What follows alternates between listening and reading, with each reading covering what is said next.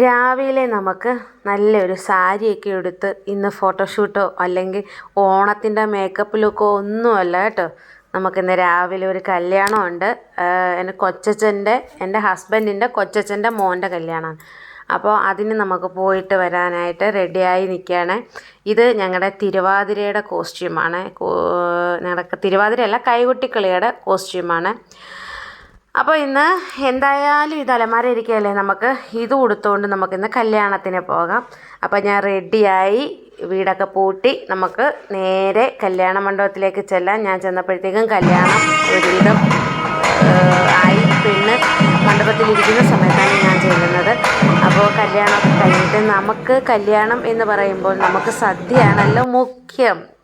അപ്പോൾ താലികെട്ട് കഴിഞ്ഞ ഉടനെ തന്നെ പെട്ടെന്ന് തന്നെ ആദ്യത്തെ പന്തിയിൽ തന്നെ ഞാൻ കയറി ചോറ് കഴിക്കാനായിട്ട് കയറി. നമുക്ക് സദ്യ ആയിരുന്നു. പായസം, 3 തരം പായസം ഉൾപ്പെടെയുള്ള ഒരു നല്ല അടിപൊളി സദ്യ ആയിരുന്നു. അപ്പോൾ ആദ്യം അതുകൂടാതെ തന്നെ എൻ്റെ ഏറ്റവും പ്രിയപ്പെട്ട ബോളി ഉൾപ്പെടെയായിരുന്നു പായസത്തിന്.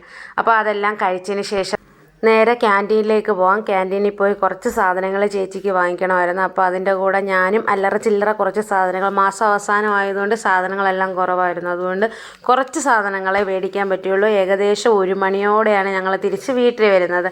അപ്പോൾ വിശന്നില്ല, ദാഹിച്ചപ്പോഴത്തേക്ക് ഒരു നാരങ്ങ വെള്ളവും ഒരു ചിക്കൻ റോളും വാങ്ങിച്ച് കഴിച്ച് നേരെ വീട്ടിലേക്ക് വന്നു.